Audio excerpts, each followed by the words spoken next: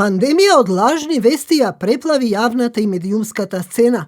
Креаторите на овие вести, без разлика дали се некакви медиуми или поединци на социјалните мрежи, свесно ја дезинформираат јавноста и во екстремно чувствителна ситуација создаваат страв и паника кај луѓето.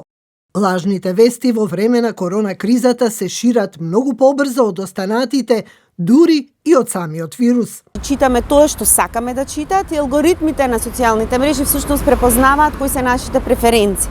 И никогаш нема да излеземе од тој наш круг, кој што е на еден начин волшебен круг, за да видиме што другиот мисли.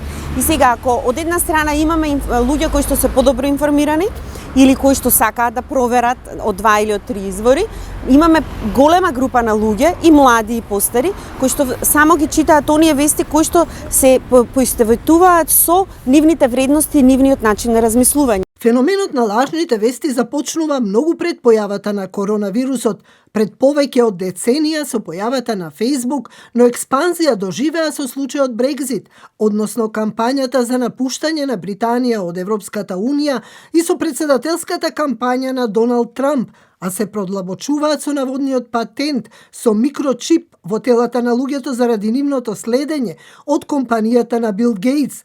Разни теории на заговор дека вирусот не постои, 5G мрежата која го ослабнува имунитетот и го предизвикува вирусот, што допринесе во Британија да бидат запалени столбови на мобилната телефонија. Состојбата кај нас не е поразлична од останатите држави, бидејќи за лажните вести не постојат граници. Во однос на она што ние го правиме внатре, тоа беше она промоција наша на Промедија МК, тоа е регистарот на професионални онлайн медиуми, кои што требаше да задоволат и задоволуваат одредени стандарди на професионалност и етичност во работењето, и тоа е еден добар показател како медиумите кои што се дел од тој регистар треба да се однесуваат кон таквите лажни вести. Имавме навистина многу малку прекршувања во овие медиуми што се дел од овој регистар во однос на она, и тоа е она што ги двоеше професионалните од непрофесионалните медиуми, односно оние што шират заради различни цели, тип на лажни вести. Во Советот за етика на медиумите податоците се поразителни. За жал, податоците беа поразителни. Значи, според однашна и наша статистика интерна во работата на Комисијата за жалби, речиси 80% заедно сите жалби што ги добиваме се однесуваат на непроверени и неточни информации и на сензационалистичко известување. А речиси повеќе од половина од вкупниот број на жалби се однесуваат токму на текстови поврзани со корона кризата. Истражувањето на Евротинк од фондацијата Метаморфозис покажало дека дури 90% од новинарите имаат потреба од едукација, бидејќи голем дел од вештините не ги добиваат во текот на образовниот процес. Имаме многу често појави заради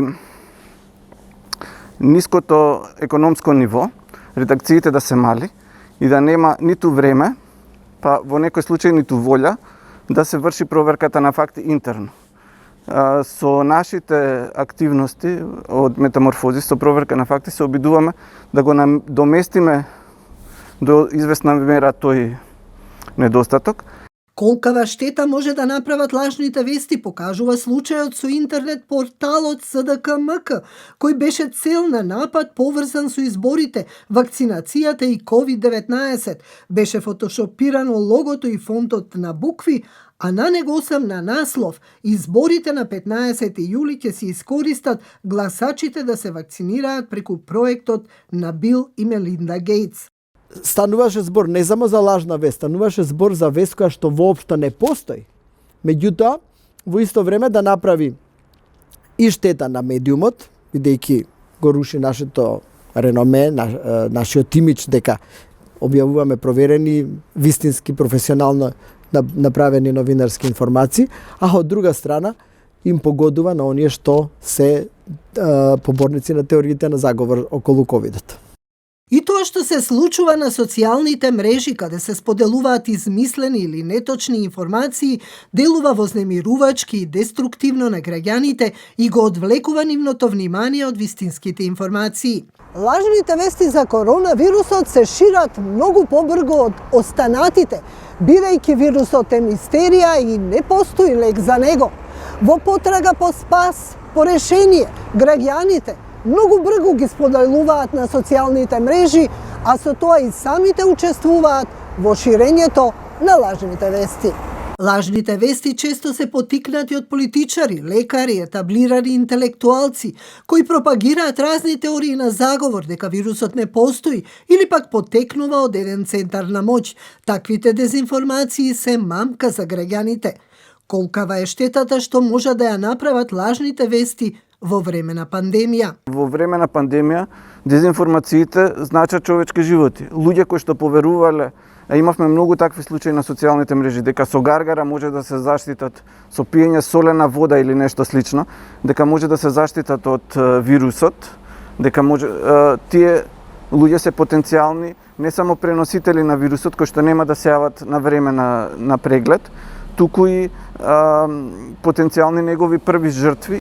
Има ли решение како да се справиме со напливот од лажни вести и штетата која ја предизвикуваат тие во време на пандемија со коронавирусот? Ова што е за нас врзано во делот на ковидот и пандемијата, мора сите институции да бидат нон-стоп отворени и да ги пласираат информациите и вестите во континуирана база, бидејќи сега информативниот циклус е 24 часа.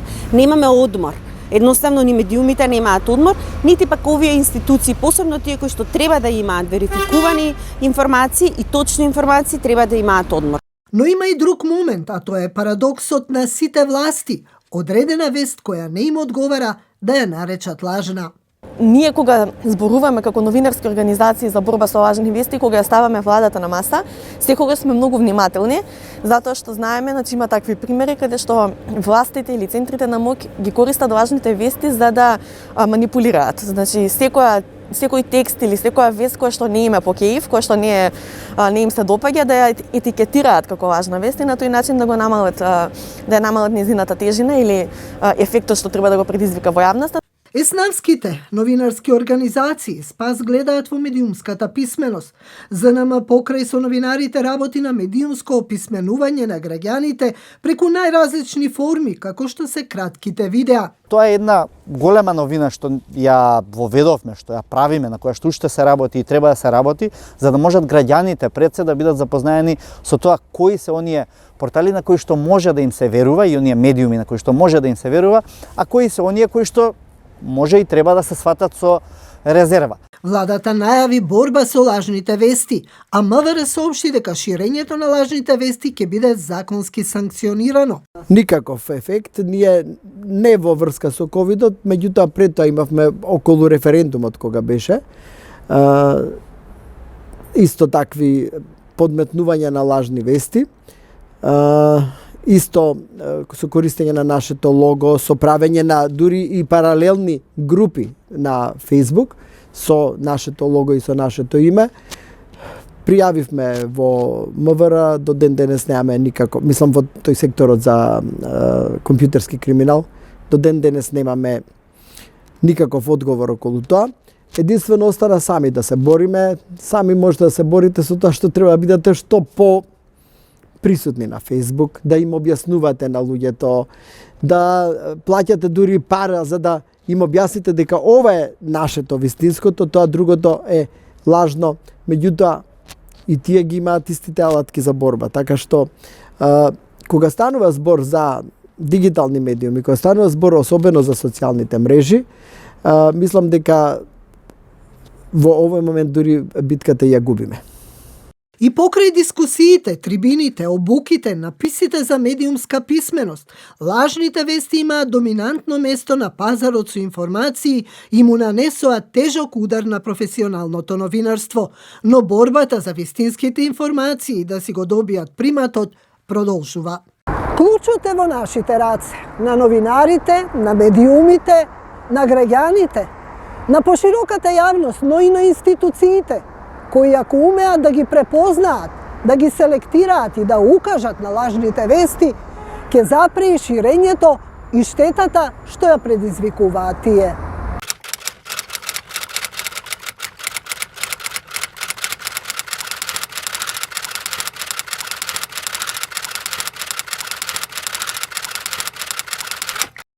За Брчанец вие имате изготвен акцијски план за борба против лажните вести И сега во време на коронавирусот, кризата сама по себе доведе до експлозија всушност на тие лажни вести. Што направивте со акцијскиот план, го замрзнавте? Не, акцијскиот план се покажа како многу корисен. Добро е што сме го подготвиле, не знаејќи дека следува пандемија. Што направивте? Спроведовме дел од одредбите од тој акцијски план, го ставивме во функција протоколот за кризни комуникации, изработен во рамки на акцијскиот план, кој што подразбира дека во услови на кризно комуницирање, сите капацитети комуникацијски на институциите се во полна пареја и тоа значи комуницирање динамично по два основи. Првиот, излегување во јавност веднаш штом се поседуваат информациите преку секојдневна комуникација. Тоа сака да ги спречите лажните вести и дезинформациите. Да, не оставате простор дезинформациите да се расшират. А секогаш кажувате точни вести, проверени, објективни. Вести кои што излегуваат од директно од институциите врз база на проверка. Институциите, говориме за владата. Владата не секогаш кажува вистините вести. Кога е во прашање јавното здравје и фактите во врска со јавното здравје, владата секогаш кажува вестините информации, а кога владата не поседува во одреден момент вестините информација, затоа ги известува новинарите дека одредена работа ќе биде проверена и веднаш што е проверена се пласира во јавноста. И тоа го видовме низ примерот на министерот Венко Филипче, кој што во развојот на кризата секојдневно излегуваше пред медиумите на долги пресконференции во директна... Клучната алка всушност, фокусот е околу Венко Филипче и тоа е всушност човекот кој ги убива лажните вести, презентирајќи... На почетокот на кризата беше фронталниот месенџер или гласник на владата. Се уште, меѓутоа не е единствениот, се разбира тука и портпаролите на владата, останатите министри, кои што комуницираат секој во своите ресори, сега веќе и кризниот штаб при Центарот за управување со кризи. Во овој акцијски план таа борба против лажните вести не се однесува, значи само фокусот не е само во владата. Така. Значи фокусот е особено се значајни и опасни социјалните мрежи што се покажа во целиот свет. Што тука работите? Како се борите против нив? Заради тоа што и порталите, да не ги заборавиме.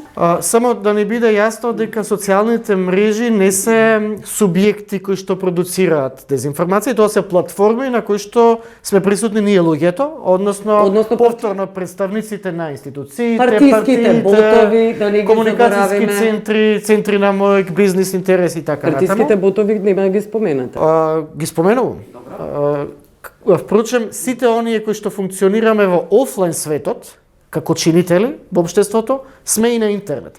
Од тука социјалните мрежи треба да ги гледаме како онлайн платформа на која што функционира светот. Но кажав веќе таму најголемата експлозија се случи токму околу корона кризата и кои претходно тие продуцираа. Она што владата конкретно го направи во сферата на интернетот и социјалните мрежи е најпрвен тоа што дигнавме платформа coronavirus.gov.mk, која што е централно место кој што ги собира сите релевантни информации кои што доаѓаат од институциите. Но тоа не ги и Светската здравствена организација. Тоа не ги спречи луѓето да продуцираат, да објавуваат лажни вести. Дополнително стапивме во партнерство, во, да речам, соработка со двете најголеми интернет платформи, Facebook и Google.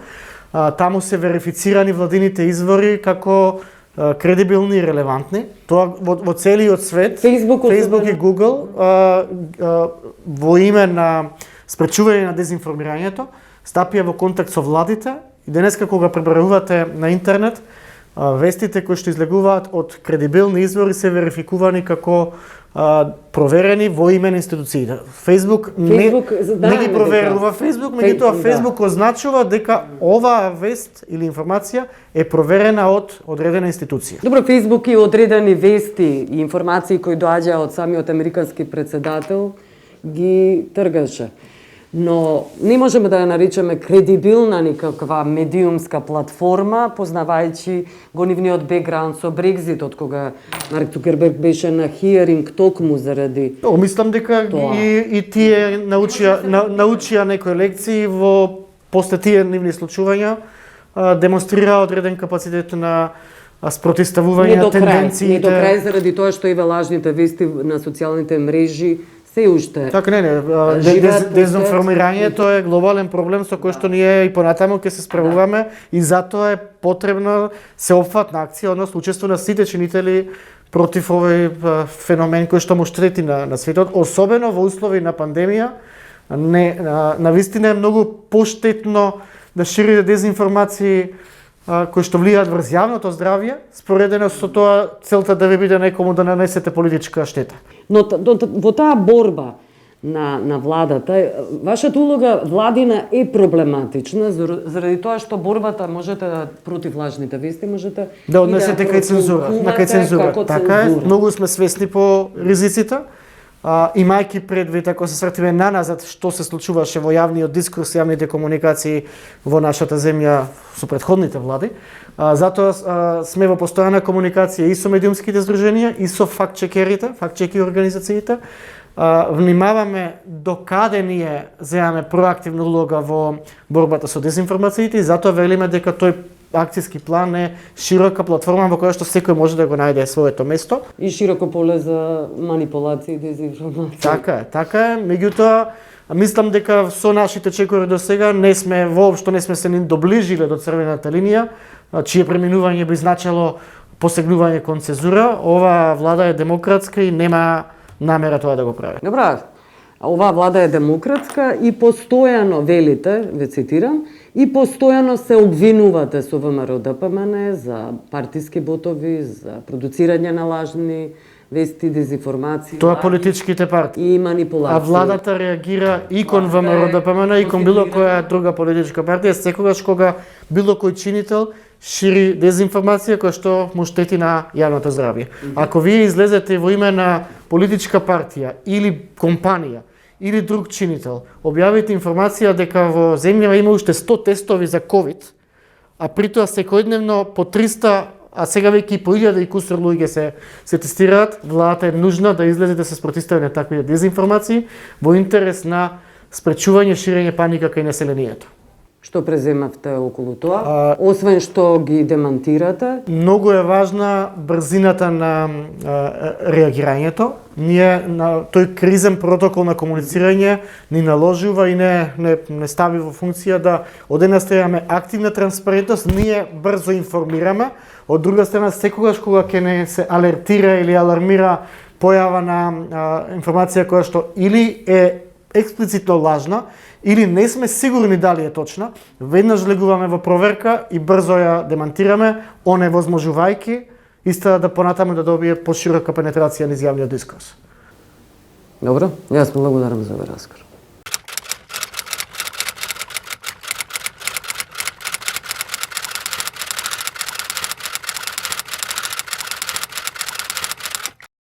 Во февруари оваа година Тедрос Аданом Гебрејсус, генералниот директор на Светската здравствена организација, изјави дека COVID-19 не е единствената здравствена итна состојба со која се соочува светот. Ние исто така страдаме од инфодемија на лажни здравствени вести. Лажните вести се шират побрзо и полесно од овој вирус, рече тој, и се исто толку опасни. Најмалку 800 луѓе починаа низ целиот свет поради дезинформациите и лажните вести, поврзани со коронавирусот во првите 3 месеци од оваа година. Студија објавена во Американскиот журнал за тропска медицина и хигиена проценува дека околу 5800 луѓе биле примени во болница како резултат на лажни информации на социјалните мрежи. Многумина починаа од пиење метанол или производи за чистење врз основа на алкохол. Тие погрешно веруваат дека производите се лек за коронавирусот. Гласините преку интернет доведоа до напади на толпи во Индија и масовни труења во Иран. Телекомуникацијските инженери беа загрозени и нападнати, а јарболите за телефони беа запалени во Велика Британија и други земји, поради теориите на заговор што беа инкубирани и засилени на интернет за инсталирање на 5G преку што се шири вирусот. Но многу влади, представувајќи дека се борат против лажните вести, всушност воведуваат цензура и ја подриваат демократијата и слободата на медиумите. Кој е одговорот на Европската федерација на новинарите? Говори генералниот секретар Рикардо Гутиерес. how do you fight, Ricardo, against coronavirus fake news? Well, I must say that our first task is to fight against the misuse of COVID context by governments to limit the capacity of journalists to work. You know, many governments in Europe are using the COVID context to impose restrictions to the press, restrictions to journalists. We've been monitoring, you know, the media freedom violations related to the COVID context, and we documented over 100 cases all over Europe. You know, the most common cases are arrests, you know, detentions of journalists. This happened at the start of the crisis. You know, journalists were not allowed to do their work simply. They were arrested in the streets. They were arrested when they tried to reach out to, you know, hospitals and things like this. So it was difficult for them to. There was no free flow of information. It was really difficult. The second big problem is about censorship. You know, many governments use the COVID context to close down websites, blogs. Of course, some of them were disseminating fake news, but we don't believe that's the smartest way to react to this. Then we had cases of verbal and physical attacks against journalists, sometimes from citizens. We also had restrictions on access to information laws. You know that in most of the European laws you have rules to allow journalists to access official information, and in some countries they restricted these laws. And finally, we had cases of fake news. Well, yes, fake news laws, anti-fake news laws.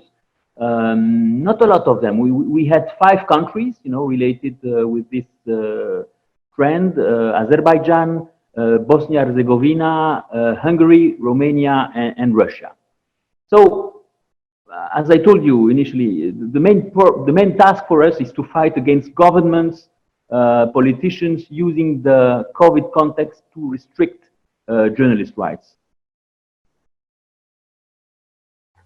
So you are saying that there is no way out of this situation. What is the solution?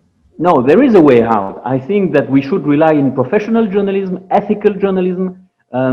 What I say is that you know, censorship is not the antidote to fake news.